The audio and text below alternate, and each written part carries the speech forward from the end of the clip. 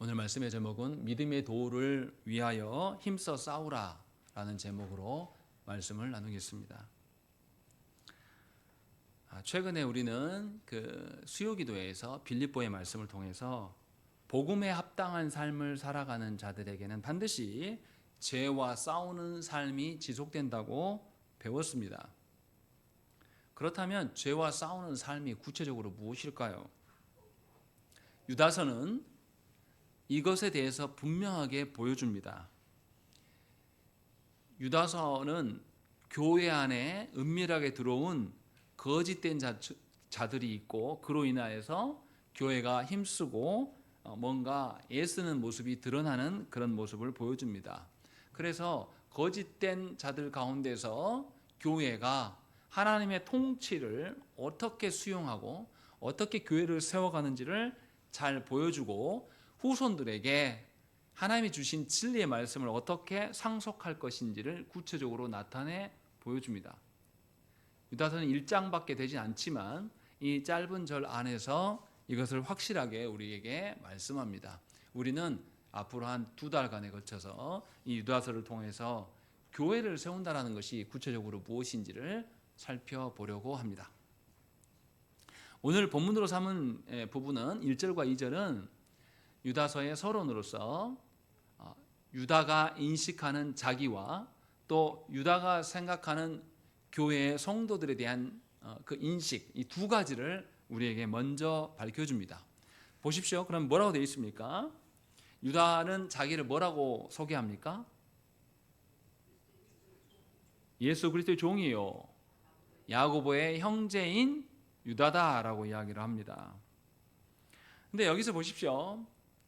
여기서 말하는 야고보는 예수님의 동생 야고보입니다. 육신의 형제예요. 근데 보십시오. 이상하지 않습니까? 유다가 자기를 소개하려면 내가 야고보의 동생입니다 라고 말한 것과 내가 예수님의 동생입니다 라고 말한 것 중에 어떤 게 더 알아듣기 쉬울까요? 내가 예수님의 육신의 동생이다 라고 말하는 것이 훨씬 쉬워요. 그런데 이상할 정도로 이 유다는 자신이 예수님과 한 가족됨에 대한 이야기를 하지 않아요. 오히려 육신의 정말로 사람인 야고보와 형제됨만을 밝히고 있습니다. 그리고 예수님과의 관계는 뭐라고 말합니까? 예수님이 주인이시고 나는 종입니다 라고 밝히고 있어요. 유다가 왜 이렇게 밝히냐 이 말이에요. 사실은 예수님이나 야고보나 유다는 한 가정입니다. 한 가족이에요. 그러면 당연히 예수님도 내 형이고 야고보 선생도 내 형입니다. 이렇게 말하는 것이 일반적일 텐데 뭔가 유다는 예수님에 대해서는 형제라고 말하지 않고 주종 관계라고 밝히고 있습니다. 이렇게 하는 의도가 있다는 것입니다. 왜 이렇게 하고 있는가라는 거죠. 그러니까 유다가 지금 말하고자 하는 것은 자신을 어떻게 이해하고 있는가를 지금 보여주는 겁니다. 유다가 스스로 자기 자신을 어떻게 여기는가. 우리 각자는 다 자기를 어떻게 여기고 있는지가 다 있습니다. 스스로 이렇게 생각하는 거죠. 저 같은 경우는 얼굴이 크고 성격이 급하고 어떤 점에서는 잘하고 어떤 점에서는 못하고 이런 것들이 다 자기 갖고 있어요. 이렇게 자기에 대한 인식이 있기 때문에 우리는 어떤 때 가서는 교만하기도 하고 또 어떤 일에 대해서는 굉장히 두려워하면서 뒤처지기도 하고, 그런데 자기에 대한 인식이 바뀌면 이 삶의 태도도 바뀝니다. 쉬운 예로 중고등학생들에게 자기 스스로 내가 공부에 대해서 상처가 없고 나 공부 잘하고 있다라고 하는 친구들에게 가서 너 공부 잘하냐? 라고 이렇게 눈동자 보면 눈동자가 흔들리지 않습니다. 떳떳하게 쳐다봐요. 그런데 그것에 대해서 뭔가 짐이 있고 부담이 있고 두려운 학생들은 공부 이야기만 나와도 어떻게 하냐면 눈을 회피합니다. 성인들도 마찬가지예요. 자기를 어떻게 인식하느냐에 따라서 사람에 대한 태도가 완전히 달라집니다. 유다는 자기 자신을 다른 방식으로 지금 보여주고 있는 겁니다. 그런데 유다의 과거 행적을 한번 생각을 해봐야 됩니다. 사복음서에 보면 예수님의 형제들에 대한 언급이 나타납니다. 먼저 마가복음 보시면 한번 찾아보실까요? 마가복음 3장 21절의 말씀 보겠습니다.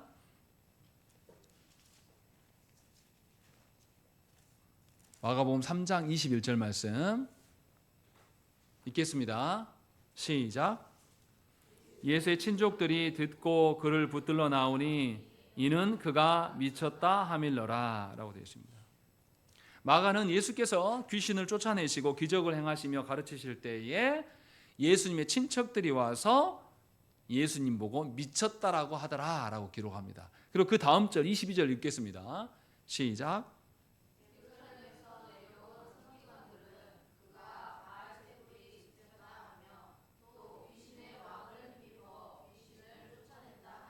예, 이렇게 예수님을 미쳤다라고 생각하는 것이 이 예수님의 친척들의 생각인데, 친족들의 생각인데 유대 종교 지도자들과 크게 다르지 않다라고 마가는 말하고 있어요. 그런데 그 친족들 중에 누가 있냐? 32절 말씀 보시겠습니다. 32절 시작.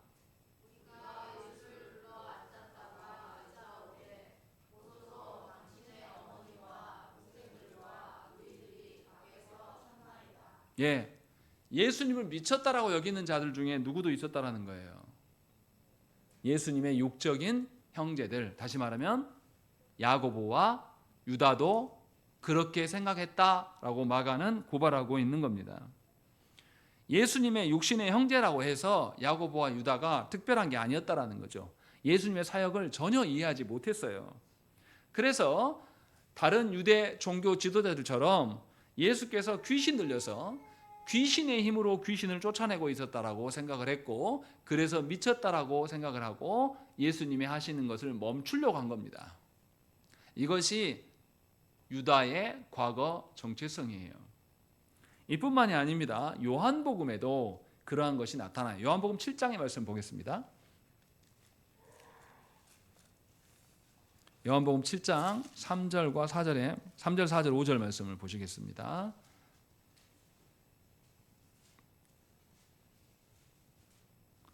읽겠습니다. 3절, 4절, 5절 합독해서 읽겠습니다. 시작.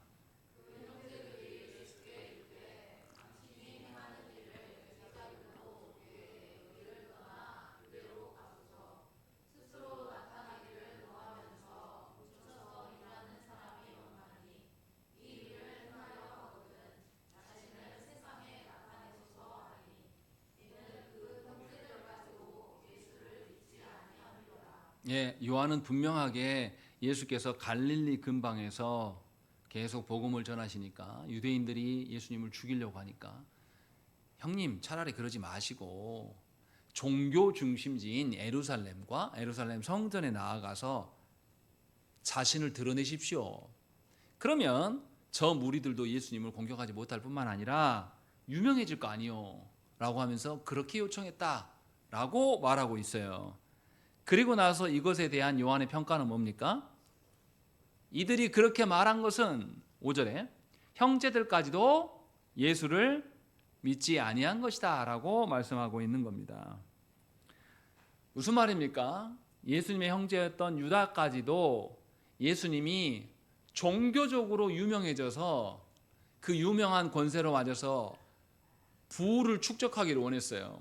그래서 우리에게도 좀 그러한 우리 집안에도 유명한 사람이 한 명 나와야 되지 않겠습니까? 라고 하면서 예루살렘으로 가라고 재촉했단 말이죠. 이것은 예수님을 메시아로서 이해하지 못한 태도입니다. 안타깝게도 요한복음 6장에는 뭐가 나왔냐면 오병이어의 사건이 나타납니다. 예수께서 5천 명을 먹이시자 유대인들이 어떻게 예수님을 대합니까? 예수님을 그들의 왕으로 삼으려고 합니다. 왜 왕으로 삼으려고 하죠? 예수께서 일으키신 기적을 통하여서 다윗처럼 이 로마를 다 무찌르고 다시금 부국강병의 나라로 세울 수 있는 왕으로 여긴 겁니다.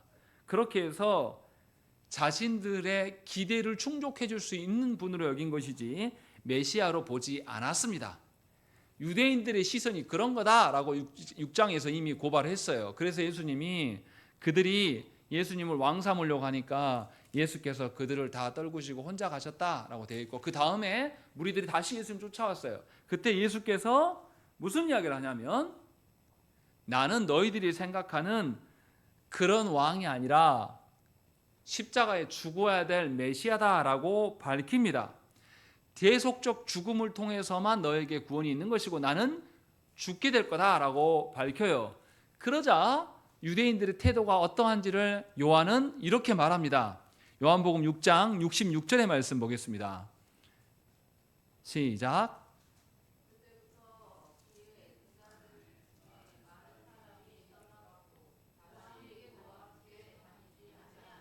예수께서 자신이 누구인지를, 자신이 행하시는 것이 구원이며 그 구원을 위해서 자신이 죽게 될 것들을 말씀하시자 사람들이 더 이상 예수님을 쫓지 않았다라고 기록한 다음에, 그 다음 사건이 뭐냐면 예수님의 육적인 형제들까지도 예수님이 유명한 종교 지도자가 되기를 바랬다라는 것을 7장에서 요한은 밝히고 있는 겁니다.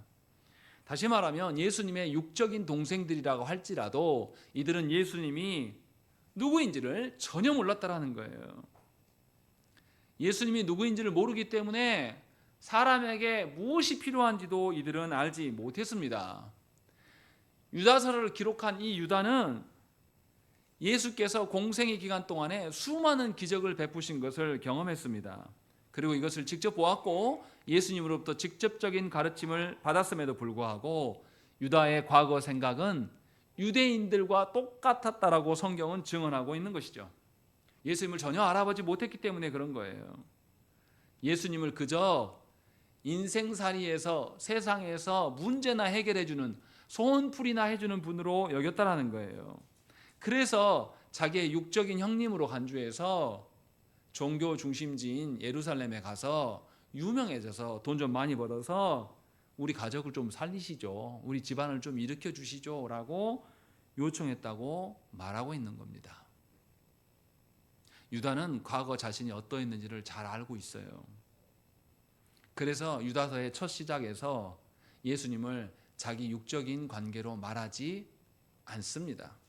자신이 예수님을 육적인 관계로 바라봤을 때 얼마나 터무니없는 말을 예수님께 했던가. 예수님을 하나님으로 여긴 것이 아니라 그냥 육적인 어떠함으로 보지 않았는가라는 것을 회개하면서 이제 자신은 예수님의 육적인 동생이 아니라 예수님의 종일 뿐입니다 라고 밝히고 있는 거예요. 이것은 우리에게 시사하는 바가 매우 큽니다. 우리는 처음에 교회 나왔을 때에 무엇인가를 해결받고 싶어서 어떤 필요나 절박함 때문에 교회를 나옵니다.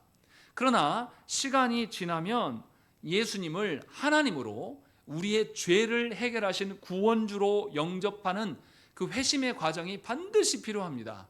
그렇지 않으면 우리는 예수님께, 하나님께 향해서 계속해서 육신적인 문제 해결만, 자기 소원풀이만을 구하는 자로서 살아갑니다. 하나님을 전혀 알아보지 못하고 자신의 죄의 문제가 얼마나 큰 문제인지를 깨닫지 못한 채로 구원과는 하등에 상관없는 삶을 살아갈 수밖에 없습니다. 유다 인생이 바로 그랬다라는 것이죠. 그런데 유다가 놀랍게 바뀌어요. 사도행전 1장 14절 말씀 보시면 여자들과 예수의 어머니 마리아와 예수의 아우들과 더불어 마음을 같이하여 오로지 기도에 힘쓰더라 이렇게 말씀합니다.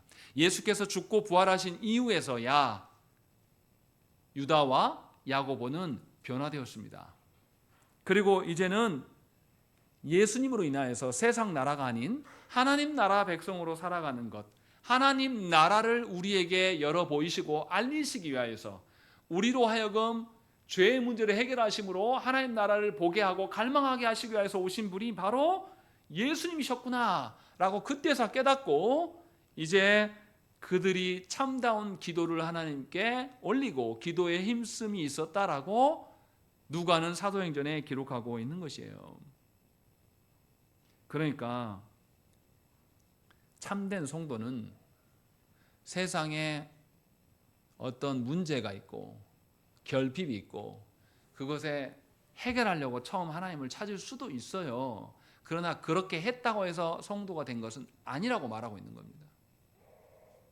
정말로 참된 성도는 예수께서 나의 죄 문제를 해결하시고 하나님 나라를 예비하시고 우리에게 보이시기 위해서 오신 분이다라는 것을 알아야 된다는 겁니다. 그러니까 믿음의 성장이라는 것은 내가 열심히 기도하고 11조 생활하고 예배 생활한다고 해서 되어지는 게 아니에요. 예수님을 누구로 보느냐가 중요한 것이죠. 예수님을 내 육신의 삶의 문제를 해결하시는 분으로, 예수님을 내 자식들을 성공시키는 분으로, 예수님을 우리가 속한 교회나 우리나라가 잘되게 하는 분으로 여기는 자면 그 사람은 믿음이 없는 겁니다. 그것은 세상의 종교성에 근거한 하나님과 하등에 상관없는 태도라는 것이에요. 예수님을 하나님으로, 우리의 구원주로, 무엇보다도 우리의 죄 문제를 다루시는 분으로 아는 자면 예수님을 통하여서 우리 역시도 죄의 문제를 크게 여기는 자가 될 수 있는 거예요. 그러할 때 우리는 예수님을 따라가기를 원합니다. 그러할 때에 죄의 문제가 우리의 가장 인생의 큰 문제이기 때문에 주께서 걸어가신 그 고난의 길을 함께 걸어갈 수가 있게 되는 것이죠. 그때서야 드디어 성도가 순종하는 삶을 살아갈 수가 있다고 지금 유다는 함축적으로 지금 보여주고 있는 겁니다. 그래서 유다는 예수님의 형제가 아니라 그리스도의 종이다 라고 분명하게 밝혀서 자신의 정체성을 새롭게 하고 있는 겁니다. 이것의 의미는 두 가지예요. 유다는 예수님을 만유의 주제이실 뿐만 아니라 자신의 주님으로 고백하고 있습니다. 참된 회심은 예수님을 육신으로 보는 게 아닙니다. 바울도 예수님을 육신으로 보았을 때는 예수님을 나사렛의 괴수로 여겼습니다. 그래서 이단자로 여기면서 예수 믿는 자들을 잡아 죽이려고 힘썼습니다. 그것이 자신의 사명이라고 생각한 거죠. 그런데 바울이 예수님을 하나님으로서 다시금 보게 되는 회심의 사건 이후로부터는 예수님은 하나님의 아들이시고 자신이 죄인 중에 괴수라고 고백하게 됩니다. 왜냐하면 죄의 문제가 가장 큰 문제임을 바울이 깨달았어요. 그리고 이 문제는 자신이 해결할 수 없어요. 예수님만이 해결하실 수 있음을 바울은 알게 되고 인정하게 됩니다. 그래서 바울이 고린도후서 5장 16절 말씀 이렇게 말해요. 그러므로 우리가 이제부터는 어떤 사람도 육신을 따라 알지 아니하노라. 비록 우리가 그리스도도 육신을 따라 알았으나 이제부터는 그같이 알지 아니하노라. 분명히 밝히고 있는 겁니다. 고린도 성도들에게 너희가 육신의 눈으로 예수님을 지금까지 알았지만 이제 그렇게 알면 안 된다. 영의 눈으로서 그리스도를 하나님 나라를 이루시는 분, 죄의 문제를 해결하신 분으로 보아야 될 거 아니냐라고 바울도 고린도 성도들을 권면했습니다. 유다가 이처럼 예수 그리스도를 자신의 육신의 관계로서 보는 게 아니라 자신의 주인으로 보는 것은 예수께서 모든 창조주시고 구원주시고 정말의 심판주이심을 인정하는 것이에요. 동시에 자신을 발견할 때 자신은 종입니다. 자신이 생각하고 행하는 모든 것이 자신의 삶의 근간이 아니라 자신이 살아가고 있는 모든 것은 주님으로부터 온 권위에 근거한 것이다 라는 것을 인정하는 겁니다. 종은 어떻습니까? 우리가 종을 본 기억이 없기 때문에 우리는 잘 몰라요. 종은 주인의 말씀에 귀 기울입니다.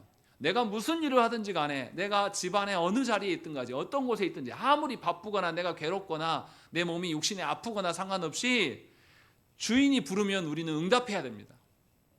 주인이 이거 해라 라고 말하면 그것을 따져 묻는 것이 아니라 먼저 그 일을 해야 돼요. 그리고 나서 해보니까 이렇습니다 라고 말하는 것이 종이에요. 그런데 우리는 어떻습니까?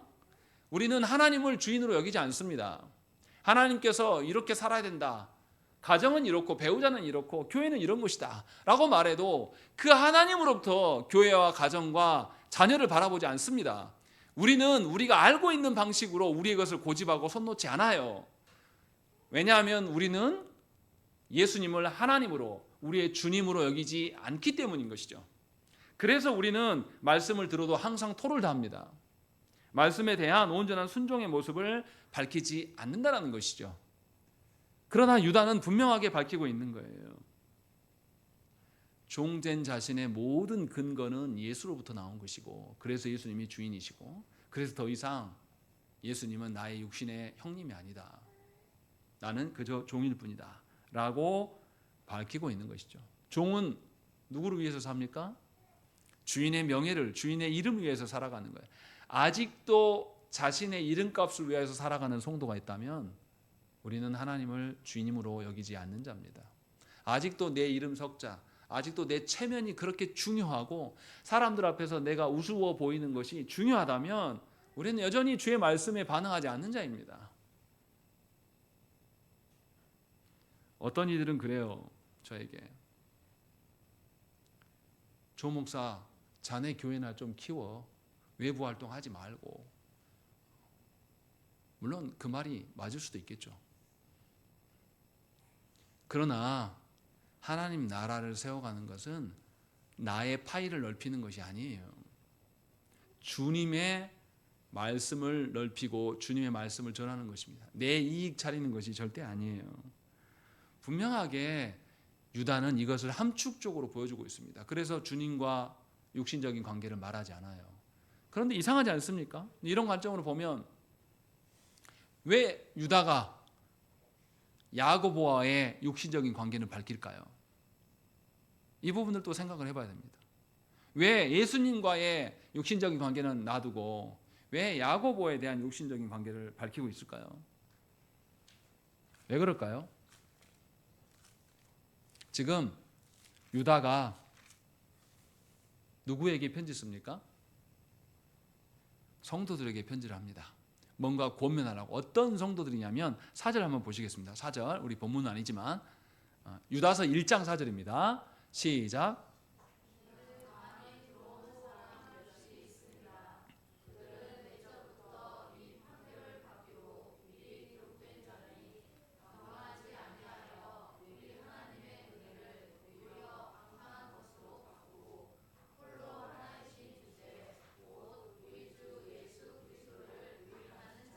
예, 지금 이 유다가 누군가에게 어떤 교회에 편지를 보냈는데 이 교회는 어떤 상황이냐면 누군가가 4절에 보면 가만히 들어온 자들이 있었다.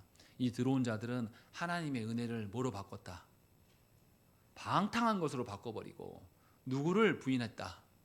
예수 그리스도를 부인한 자들이다 라고 말한 말이죠. 그래서 유다는 이렇게 거짓된 자들로 인하여서 주님을 부정하고 있는 교회를 향하여서 지금 권면하고 있는 거예요. 그러면 유다 자신의 말씀의 권위를 밝혀야 되지 않겠습니까? 그래서 야고보를 자기의 형님이라고 밝히고 있는 겁니다. 야고보 선생은요, 예루살렘 공의회를 여는 총회장 같은 개념이에요. 굉장히 알려진 인물이에요. 그래서 이 유다가 야고보와 내가 형제다라고 밝히는 것은 뭘 강조하기 위함입니까? 내가 전한 이 편지가 신뢰할 만하다, 신뢰하지 못하다. 신뢰할 만한 것임을 밝히기 위해서 이 야고보와의 형제 관계인 것을 밝히고 있는 겁니다.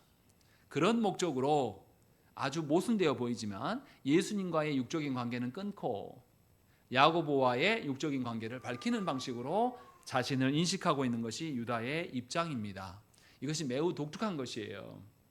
순전히 하나님의 말씀에 온전하게 세우기 위하여서 어떤 부분에서 육신의 관계는 끊어내고 어떤 부분의 관계에서 육신의 관계는 드러내는 것입니다. 세상의 방식으로 유다를 볼 때는 유다가 이상해 보일 겁니다. 야, 니네 형님이 십자가에서 죽었다고 해서 니네 형님 관계는 밝히지 않냐? 큰 형님 관계는 밝히지 않고 왜 작은 형님 유명하니까 예루살렘에서 유명하니까 이렇게 밝히고 있냐? 이렇게 오해할 수도 있어요. 그러나 유다는 그 뉘앙스가 아닙니다. 여기서 우리는 뭘 봐야 됩니까? 여러분들은 누군가에게 여러분 자신을 설명하고 여러분 자신을 소개할 때 어떤 방식으로 소개합니까? 나 이익되는 방식으로, 나를 드러내는 방식으로 소개하면 유다처럼 자기를 인식할 수가 없어요. 유다는 자기를 드러내지 않습니다. 누구를 드러내려고 합니까? 예수 그리스도만을 드러내고 싶은 거예요. 자기가 예수님과 친밀한 한 집안에서 살았던 그런 관계임을 말하지 않으면서도 예수님만을 드러내고자 자기를 그렇게 소개하고 있는 것입니다. 여러분들은 세상 속에서 여러분들을 교회로, 성도로 소개합니까? 아니면 여러분들의 육신의 어떠함을 근거로 소개하십니까? 바꾸셔야 됩니다. 우리는 세상 속에 살아갈 때에 예수님을 위해서 나를 인식해야 됩니다. 같은 교회 안에서도 같은 직분자들끼리도 자기를 드러내려고 하는 분들이 있어요. 자기를 어떻게 해서든지 자기 파일을 넓히려고 모든 자원을 끌어다가 다른 사람들에게 이것도 베풀고 저것도 베풀면서 하는 분들이 있습니다. 하나님은 그런 자의 정체성을 인정하지 않으십니다. 물론 사람들한테는 칭송을 받겠죠. 사람들한테는 저분이 나를 위해서 밥도 사주고 뭐도 해주고 뭐도 해주더라 하면서 그 사람과는 친밀도가 높아지겠죠. 그러나 하나님과는요. 유다의 이러한 자기소개는 매우 이상해 보일 수 있습니다. 그러나 예수 그리스도의 이름을 드높이기 위해서 유다는 이상해 보이는 방식을 택합니다. 이것이 유다의 자기인식이에요. 여러분들도 여러분 자신을 무엇이라고 생각을 합니까? 하나님 앞에서 여러분의 자신을 확인해야 돼요. 세상 속에서, 친구 관계에서, 학교에서, 직장에서, 여러분 가정에서 여러분들의 파일을 넓히려고 하는 것은 매우 교만한 것입니다. 유다는 처음부터 그렇게 이야기하고 있어요. 그리고 유다가 두 번째로 성도들을 어떻게 인식하고 있는가를 보여주는 것이 1절에 나타나고 있어요. 유다는 성도들에 대해서 세 가지로 이해를 합니다. 첫 번째 뭐라고 말합니까? 유다는 성도들을 하나님으로부터 부르심을 입은 자들이다 라고 밝히고 있습니다. 교회는 하나님께서 불러 모으신 자들입니다. 하나님께서 친히 택하여서 부르신 자들이에요. 그런데 우리는 어떻습니까? 교회를 사람의 어떠함으로 생각하는 거예요. 우리 교회는 목사님이 설교를 잘해서 사람들이 온다. 우리 교회는 어떤 시설이 좋아서 온다. 우리 교회에 어떤 권사님이 전도를 많이 해서 우리 교회가 커졌다. 이런 소리를 하고 있는 거예요. 그러나 미안하지만 유다는 교회는 하나님께서 친히 불러 모으신 자들이다. 하나님의 주권적으로 부르신 자들이기 때문에 성도는 거부할 수 없는 은혜를 경험하면서 주 앞에 나오는 것이다 라고 분명하게 첫 번째로 밝힙니다.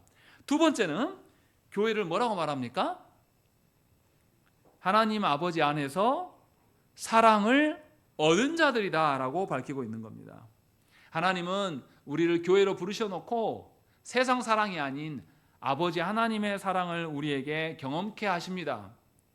그래서 세상과 다른 사랑을 우리는 알게 됩니다. 그리고 세 번째로 이 유다는 교회는 어떤 자들이라고 말합니까? 누구를 위하여 지키신다고요? 예수 그리스도를 위하여서 지키심을 받은 자들이다 이렇게 말합니다. 이 의미가 뭔지 우리 알아야 됩니다. 데살로니가 전서 5장 23절 말씀 보시면 평강의 하나님이 친히 너희를 온전히 거룩하게 하시고 또 너희의 온 영과 혼과 몸이 우리 주 예수 그리스도께서 강림하실 때에 흠 없게 보존되기를 원하노라 라고 말씀합니다. 하나님께서는 우리를 불러 모으시고 하나님의 사랑으로 충만케 경험하시고 예수 그리스도께서 다시 오시는 그 종말의 날까지 우리를 흠 없고 거룩하게 지키시려고 보존하신다라고 지금 말씀하고 있는 거예요. 그러면 교회는 어떤 자들이에요? 하나님의 주권에 의해서 강력하게 부르심을 받은 자들입니다. 그 개인이 정말로 부르심을 받을 만한 자인가 아닌가, 그 사람의 실력은 어쩐가 저쩐가 다 필요 없어요. 하나님이 부르시면 부르는 겁니다. 그가 아무리 악독한 사람이고 그가 아무리 버틴다고 해도. 두 번째로 불러놓은 자들에게 세상의 사랑이 아닌 성부 하나님의 사랑을 온전하게 만끽하도록 하나님께서 채우십니다. 그래서 교회는 세상에 구걸하지 않아요. 교회는 사람의 위로 따위가 중요하지 않습니다. 하나님의 위로가 매 예배 때마다 드러나기 때문에 우리는 그 하나님의 온전하심 속에 설 수 있다고 말씀합니다. 그리고 세 번째는 우리가 우리 자신을 지키지 못할지라도 누가 지키신다고 말씀하시는 거예요. 하나님께서 누구를 위하여서? 예수 그리스도를 위하여서 지키신다. 이 의미가 뭡니까? 예수 그리스도께서 다시 이 세상에 오시면 예수님이 심판주로서 왕의 권좌에 오르실 때에 누구도 그 자리에 함께 오르게 하십니까? 누구도요? 성도된 우리도 그 자리에 옮기셔요. 근데 그 자리에 오를 만하지 않은 상태이면 문제가 생기겠죠. 그런데 하나님께서 우리를 그렇게 지키시겠노라 라고 약속을 하셨어요. 그러면 우리는 뭘 기대하며 살아야 됩니까? 하나님이 나를 예수 그리스도께서 받으실 만하게 지켜주신다. 내 인생은 하나님의 돌보심 가운데 있다라고 믿으며 살아가는 것이 교회고 성도다라고 유다는 지금 밝히고 있는 거예요. 생각을 해보십시오. 이러한 성도에 대한 개념을 갖게 되면, 교회에 대한 개념을 갖게 되면 일단 교회를 목양하는 직분자들이 성도들을 대하는 태도가 달라질 수밖에 없어요. 어떻게 교회 담임 목사가 부교육들한테 쌍욕을 합니까? 지가 뭔데요? 하나님께서 불러다 놓고 하나님의 사랑으로 지키시고 예수께서 오실 그날까지 보존하시겠다고 하나님이 약속하신 그 성도들을 향하여서 목사 지가 뭔데 가서 빤스 내리라고 말합니까? 그거는 성도도 아니고 하나님 전혀 모르는 개망난인 거죠. 어떻게 이런 자들이 교회 직분자로 있을 수 있습니까? 어떻게 그런 자들을 직분자로 그대로 놔둡니까? 이것은 하나님의 주권적으로 우리를 부르시고 사랑하시고 지키신다는 것을 철저하게 부정하는 거예요. 누가요? 교회된 우리 모두가 그러고 있는 겁니다. 어떻게 교회를 바라보면서 성도를 바라보면서 이 성도는 내 성도다라고 말하면서 아들에게 세습해 줄 수 있냐고요. 교회를 하나님의 주권적인 것으로 보지 않기 때문이에요. 교회를 하나님의 사랑으로 보존하신다는 그 생각을 아무도 믿지 않기 때문이에요. 그래서 그런 일을 버젓이 해도 우리는 막지 않아요. 우리 교회 일 아니니까. 저 교회는 우리보다 더 크니까 우리 힘 없어. 유다가 지금 말하고 있는 교회의 개념과 성경이 말씀하시는 교회의 개념과 우리의 생각이 완전 달라요. 이것을 보면서 우리는 통탄해야 됩니다. 우리 시대의 교회가 왜 이렇게 돼버렸을까? 하나님께서 우리를 불러 모으셔서 사랑으로 지키신다고 했는데 우리는 왜 이 모양입니까? 라고 하면서 회개해야 돼요. 울어야 됩니다. 그런데 우리는 그런 생각이 없어요. 편안합니다.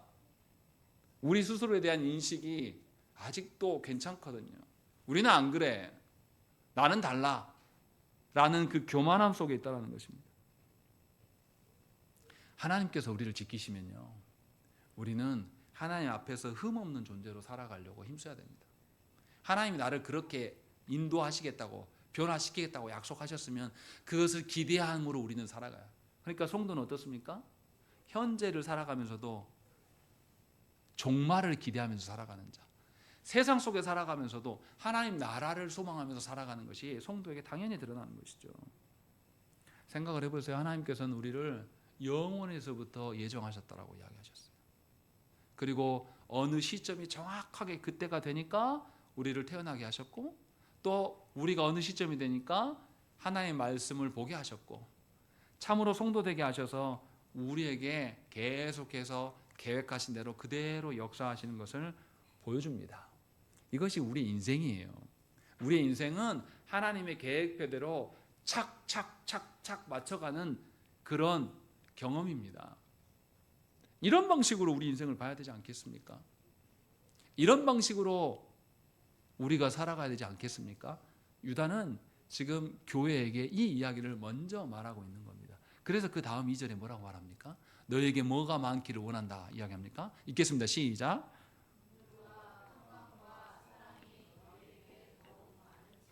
예, 그래서 하나님의 긍휼과 평강과 사랑이 있을 것을, 더 많아질 것을 나는 기대한다라고 이야기합니다.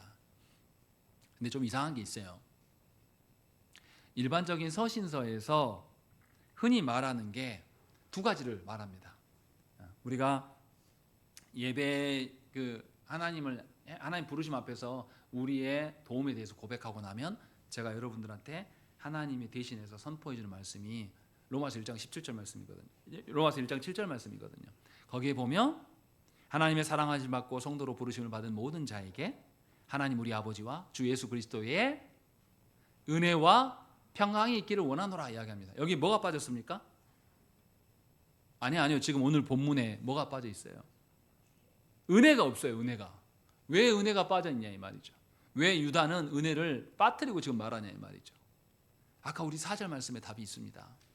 4절에 뭐라고 했습니까? 하나님께 주신 은혜를 어떻게 했다고요? 방탕한 것으로 바꿔버렸다라고 말하고 있는 겁니다. 하나님이 주신 은혜는 세상에 어떠한 내 소원풀이 하는 것이 아닌데 거짓된 자들이 들어와가지고 너희 교회가 하나님의 은혜를 끝까지 기도하면 되고 내 소원 성취하는 것이 은혜고 내 자녀들이 하나님 몰라도 세상 속에서 잘 되는 것이 은혜라고 니네들 다 그렇게 더럽혔다라고 말합니다. 그래서 은혜에 대한 언급을 하지 않아요. 다시 말하면 이 하나님이 주신 은혜의 회복이 있어야 된다고 말하고 있는 겁니다. 그것을 전제로 지금 말하고 있는 거죠. 하나님의 은혜는 하나님 보시기에 합당하게 회복되는 것이에요. 그러나 아직 이 교회는 이게 없습니다. 그래서 지금 이것을 권면하려고 지금 말하고 있는 거죠. 그래서 이 은혜를 회복하기 위해서 3절의 권면을 이야기하고 있습니다. 3절이 좀 긴데요. 우리 읽겠습니다. 시작.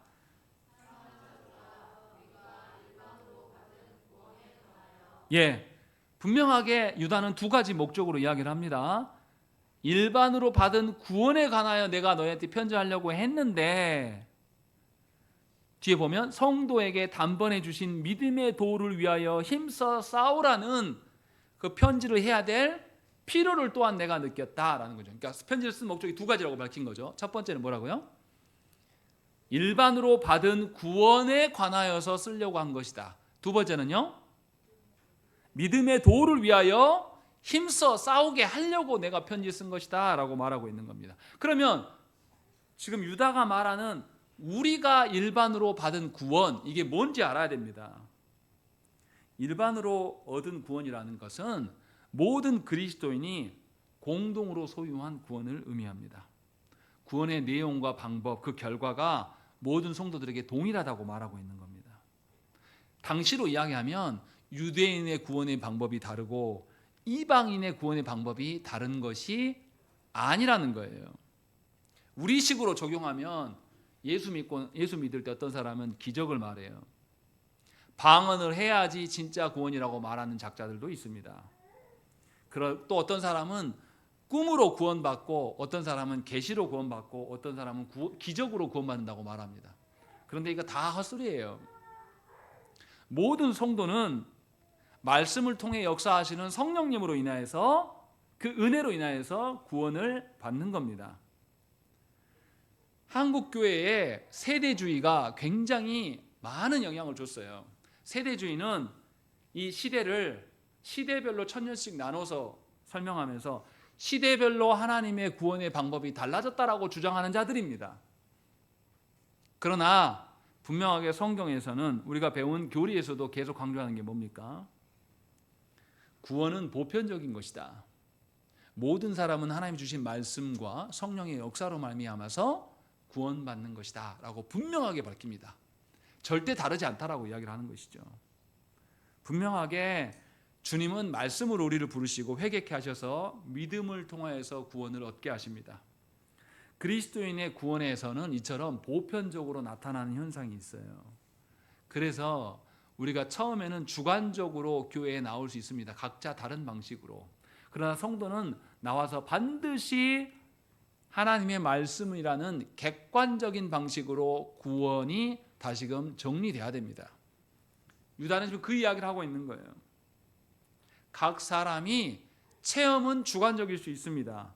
그러나 그 사람이 공동체 안에서 말씀으로 객관화되는 것이 참된 믿음의 사람이라고 유다는 밝히고 있는 겁니다. 그러니까 저와 여러분들이 어떤 식으로 교회에 나왔는지 몰라요. 누구를 통해서 또 어떤 방식을 통해서 어떤 사람은 뭐 질병에 들어서 어떤 사람은 사업이 망해서 어떤 사람은 불화로 인하여서 어떤 사람은 자기가 이해 못하는 중에 뭐 나올 수도 있는 것이고 방법은 대각각이에요. 근데 그런 식으로 머물러 있으면 안 된다라는 거예요. 교회는 그렇게 각각의 불러 모은 사람들을 반드시 말씀과 성령으로 인하여서 자기 죄를 보게 하고 죄를 회개케 함으로 말미암아서 하나님만이 우리의 영원한 구원주 되심을 인정하게 해서 그 믿음으로 구원받게 하는 일에 힘쓰도록 말씀을 전하고 가르쳐야 한다는 것입니다.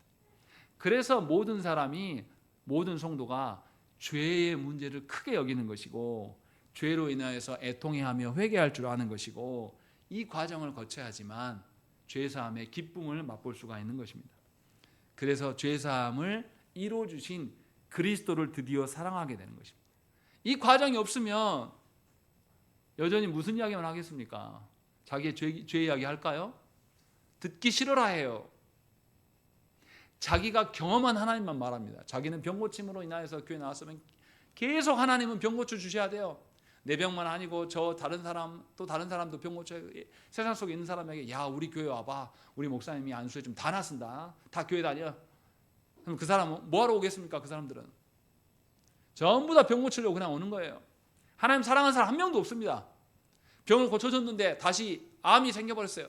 그러면 하나님에 대해서 원망할까요? 안 할까요? 원망해요. 이스라엘 백성들이 하나님께서 애굽에서 건지셨는데 그래서 광야길을 걸어가는데 맨날 하나님이 똑같은 거 준단 말이에요. 만나 매출하기만. 그러니까 이스라엘 백성이 뭐라고 말합니까?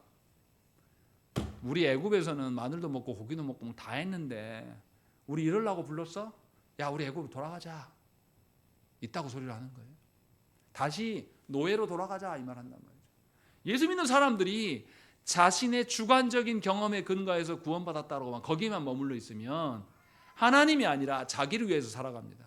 그래서 매우 극단적이고 이기적인 그런 자들이 되는 거예요. 한국 교회가 사실 딱 그런 형태입니다.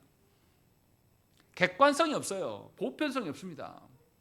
그러나 분명하게 유다는 분명하게 우리에게 밝힙니다. 내가 편지를 쓴 목적은 우리가 받은 일반으로 받은 구원을 알게 하기 위함이다라고 분명하게 우리는 밝히고 있습니다.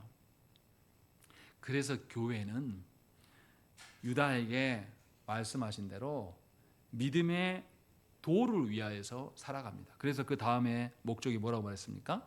성도에게 단번에 주신 믿음의 도를 위하여 힘써 싸우게 할 것이다 라고 말씀합니다. 다시 말하면 교회가 무엇을 두고 싸워야 한다는 것이에요? 믿음의 도인 복음의 진리 말씀을 위하여서 싸워야 되는 것입니다. 그래서 교회는 육적인 세력을 과시하는 그런 공동체가 아니에요. 말씀, 진리를 수호하는 공동체가 된답니다. 믿음의 도를 위해서 싸우라고 분명히 밝히고 있는 것이에요. 유다가 자기가 생각하는 것이 아니라 이 필요를 느꼈다라고 이야기해요. 다시 말하면 원래 내가 쓰려고 하는 목적은 우리가 받은 구원에 대해서 쓰고 싶었는데 하나님께서 그것만이 아니라 믿음의 도를 위하여서 힘써 싸우라고 하는 마음도 주셨다라고 이야기를 하고 있는 거죠. 다시 말하면 교회된 우리는 진리를 소화하는 일에 힘써야 될 자들이다라고 분명하게 말씀하고 있는 겁니다. 여러분들은 뭘 위해서 살아갑니까? 여러분들은 무엇을 위해서 여러분들의 인생을 계획하십니까? 하나님의 말씀인 이 진리를 우리의 삶의 토대로 우리의 가정의 근간, 그 원리로 삼으려고 힘쓰며 살아가시는 자들입니까? 아니면 여전히 말씀 따위는 다 치워버리고 내가 익숙한 거, 내가 편한 방식으로 살아가려고 하는 겁니까? 안타깝게도 너무나 많은 사람들이 진리를 수호하려고 하지 않습니다. 하나님께서 주신 가정의 진리를 세우려고 하면 굉장히 어렵거든요. 그리고 진리를 세우는 것이 굉장히 나부터도 힘들어요. 익숙하지 않아요. 그래서 우리는 수고하려고 하지 않습니다. 자녀들에게 가정 예배를 온전하게 습관처럼 세우는 것이 부단히 노력해야 될 일입니다. 부모님 나도 잘 모르는데 해야 될 일이에요. 우리는 노력하지 않습니다. 그런데 우리는 육적인 일에 대해서는 얼마나 노력하는지 몰라요. 우리 자녀가 혹여나 키가 덜 자라면 어떨까? 우리 자녀가 학교 가서 조금 뒤처지면 어떨까? 그래서 부모들이 얼마나 난리법석을 떱니까? 선생님이 우리 아이를 잘 봐주실까 안 봐주실까 하면서 벌벌벌벌 떨어요. 전부 육신에 관한 일입니다. 그거 별로 안 중요하거든요. 학교 가서 좀 덜 이쁨 받으면 덜 이쁨 받은 만큼 자립심이 길러져요. 그런 생각 안 합니다. 부모들이. 굉장히 이기적이어가지고 자기 새끼들만 봐주라고 하고 있는 거예요. 그래서 아이들 싸움이 부모 싸움이 되는 유치찬란한 일들이 벌어지는 겁니다. 왜 그렇습니까? 진리를 모르기 때문에 그래요. 진리를 세우려고 가정을 세워가지 않습니다. 진리를 세우기 위해서 내가 세상 속에서 직장생활하는 분들이 거의 없습니다. 나와 마주치는 자들에게 내가 깨달은 복음의 진리를 내 직장에서도 그러한 직장의 원리로 삼기 위해서 내가 부단히 수고하고 애쓰고 나를 갈아넣는 작업으로 직장에 가지 않는다는 것이죠. 분명하게 우리가 무엇을 위하여서 싸우는지 돌아보셔야 됩니다. 우리의 욕망을 이겨내지 못해서 욕망 붙들고 씨름하는 분들도 있어요. 이것을 가지고 하나님 앞에 싸웠다고 말하면 곤란합니다. 내 욕망 덩어리를 못 이겨가지고 나는 왜 안 바뀔까? 나 또 이래 라고 이야기하면서 아직도 그러고 있는 것은 진리 수호를 위해서 한 발짝도 내린 건 아니에요. 사실은 더 쉽게 이야기하면 여러분들의 일상에서 어떤 문제가 있어요. 학생이면 학업에 대한 문제가, 교우 관계 문제가 있겠고, 또 대학생이면 취업에 대한 문제가 있을 것이며, 직장인이면 결혼에 대한 문제가 있을 것이고, 또 성인이면 다른 자식들의 문제, 어려운 문제가 있을 겁니다. 그런 것들이 나를 짓누르고 있어요. 이게 먼저예요. 이런 사람이 어떻게 진리 소를 위해서 싸웠겠습니까? 분명하게 유다는 이 유다서를 쓴 목적이 무엇인지 우리에게 밝혀주고 있는 겁니다. 유다는 예수님을 바로 알았어요. 자기의 육신의 형님 예수님이 아니라 예수님을 다시 알아놓고 보니까 성도가 자신이 누구인지를 깨닫게 되었습니다. 하나님께서 성도를 불러 모으시고 하나님의 사랑으로 그리스도께서 다시 오실 때까지 흠없이 지키겠다고 하셨기 때문에 유다는 이제 이 성도들을 하나님의 것으로 여기면서 하나님의 방식으로 지키고자 서 있는 겁니다. 그래서 성도들에게 좀 뼈아프지만 하나님 베푸신 구원의 은혜를 잃어버린 그 교회를 향하여서 복음의 도를, 믿음의 도를 위하여서 힘써 싸우라고 권면하고 있는 겁니다. 어떻게 싸울 수 있다고요? 하나님께서 너희를 택하여 부르셨고 너희에게 사랑을 베푸시고 너희를 종말의 날까지 지키기로 약속하셨으니까 그것을 믿고 너희가 달려나가 싸워도 진리를 수호하기 위해서 사람들에게 욕을 먹고 사람들에게 뭔가 불편한 관계가 형성돼도 너희 죽는다, 죽지 않는다. 절대 너희 죽지 않는다라고 지금 유다는 말씀하고 있는 것이에요. 그래서 부르심을 입은 자들은 하나님의 말씀에 즉각적인 순종할 수 있는 태도를 가져야 됩니다. 근데 우리는 어떻게 된 것인지 하나님의 말씀에 별로 귀 기울이지 않아요. 하나님의 말씀을 죽어라고 설교를 해도 저 문 열고 나가면 설교 시간이 딱 끝나고 나면 무슨 말씀이었지? 제목도 생각나지 않고 본문도 생각나지 않고 무슨 말인지 기억도 하나도 안 나요. 그런데 엉뚱하게도 애화는 생각난단 말이죠. 진리가 아닌 것들은 여실히 드러나는 거예요. 왜냐하면 우리가 진리 수호하는데 너무나 능숙하지 않기 때문이에요. 교회는 진리를 수호하는 자들이어야 됩니다. 진리를 수호하지 않으면 세상의 눈이 돌아가게 돼 있습니다. 이것을 지금 분명하게 말하고 있는 것이죠. 그래서 말씀의 즉각적인 반응, 즉각적인 순종의 태도가 우리 안에 있는지를 돌아보셔야 됩니다. 이런 말 하지 마세요. 말씀을 듣긴 들었는데 잘 안 돼요. 이 말은 하나님께서 나를 지키시고 인도하신다는 걸 부정하는 겁니다. 그렇게 되지 않는 나를 보면서 회개하시고 하나님의 말씀 앞에 나를 실어 놓을 수 있도록 기도하셔야 한다는 것이죠. 유다는 지금 그 이야기를 하고 있는 거예요. 하나님이 내 편 되기를 기다리지 말고 여러분들이 하나님 편에 서라는 겁니다. 우리는 다 그러지 않습니까?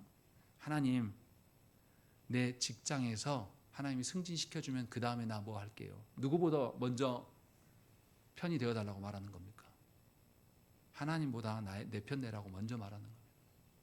근데 유다는 하나님이 주신 것에 네가 순종하는 자이냐, 하나님 주신 진리의 말씀을 네가 수호하는 자이냐, 누구 보고 하나님 편 되라고 하는 거예요?